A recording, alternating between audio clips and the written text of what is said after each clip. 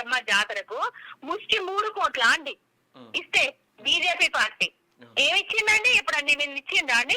వరదలు వచ్చినా, బురదలు వచ్చినా, ఏదొచ్చినా కూడా విపత్తుకు సంబంధించినా కూడా ఏమన్నా పైసలు ఇచ్చిండ్రా అండి? కేంద్రం కాపాడింది ఉన్నదా అండి?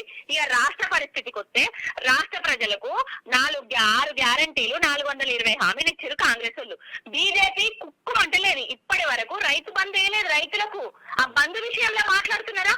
భరోసా అని చెప్పిండు. ఆ భరోసా ఇప్పటి వరకు ఎలక్షన్లని గెలిచి 3 సంవత్సరాలు అవుతున్నా కూడా 3 లక్షల కోట్ల అప్పులు చేసినా కూడా మరి ఏం చేస్తున్నావు రేవంత్ రెడ్డి అని బండి సంజయ్ గాని, అరవింద్ గాని, కిషన్ రెడ్డి గాని మాట్లాడుతున్నాడా? ఇదంతా డ్రామా, డైవర్షన్, తెలంగాణ ప్రజలను ఆగం పట్టిస్తున్నాయి 2 జాతీయ పార్టీలు కలిసి. అంతే తప్ప ఇంకొకటి లేదు. టెలిఫోన్ ట్యాపింగ్ జరిగేది ఉంటే, సాక్ష్యాధారాలు ఉండేది ఉంటే, అరిగిపోయిన గ్రామ్ఫోన్ రికార్డు లెక్క, కార్తీక దీపం సీరియల్ లెక్క 3 సంవత్సరాల దాకా కూడా దట్లని నడిపారు.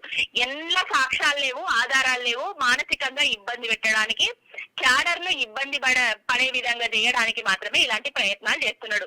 కొండలు తవ్వి ఎలకను కూడా తీయలేరు వాళ్ళు.